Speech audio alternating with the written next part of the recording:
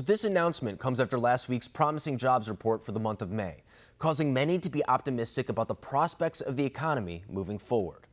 But first, to help us better understand where we are in regard to the outbreak here in the U.S. is Dr. Nan Hayworth, a member of the Trump 2020 Advisory Board. Doctor, when we look at what's going on right now, I want to start with what the World Health Organization said regarding the transmission of this disease among asymptomatic people, because that's something that is not only big from a public health standpoint, but also when it comes to reopening the economy once again. So when we talk about this, how important is that?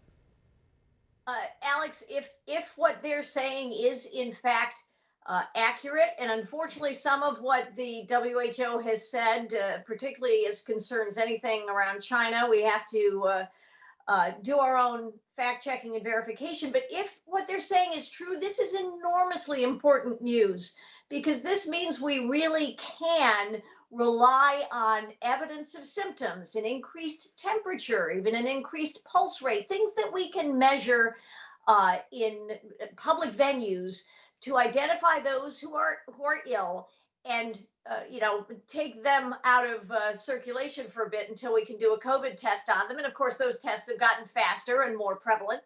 But it makes an enormous difference. We don't have to assume anymore that most people who are asymptomatic and probably have not had the virus may be the major source of spread. So this is really big epidemiological news and helps us move forward probably even more quickly. And I think you're right on to say that we should take whatever the World Health Organization says with a little bit of a grain of salt, because it wasn't too long ago where they were saying that there was no human-to-human transmission, period. They say that wasn't the case at all, and now we know that's not exactly the case.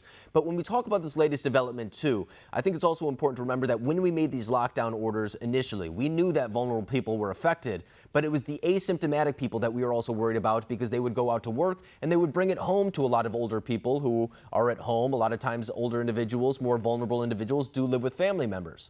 But now we're seeing that maybe there is some good news on that front. We see in New York that they're even starting their phase 1 to reopen the economy there, and this comes after a very strong jobs report just last week. So does all that put together indicate that we may see that V, if you will, the bounce back of the economy, yes, or is it a little bit too early to say that? Well, Alex, it's certainly a very hopeful sign, particularly when we look at the prediction that economists were providing last week, that the May jobs report would show 8 million jobs lost. Instead, 2.5 million jobs were created, including in the hospitality and food industries. So this is, I think it's a very encouraging sign. And, we've seen also data from across the country, at least 21 states that opened early. And some of them, as you know, received a lot of criticism for doing so. And there has been no second wave in these states. The case numbers continue to be declining and or manageable. So I think this is, really a very good and hopeful news. Certainly the market is taking it as news that, we're going to rev back up. We know there's a lot of pent up demand, Alex. We know that people can't wait to get out and do things that are productive instead of destructive. Mm-hmm. So I am optimistic that we're going to see a robust recovery.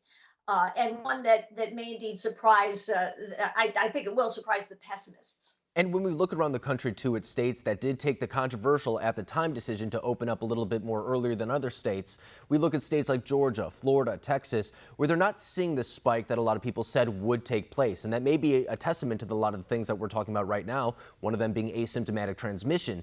But then we see these protests taking place right now, and there are some calls within the media that those could prompt a second wave or a surge of new cases across the country. Do you share those same concerns?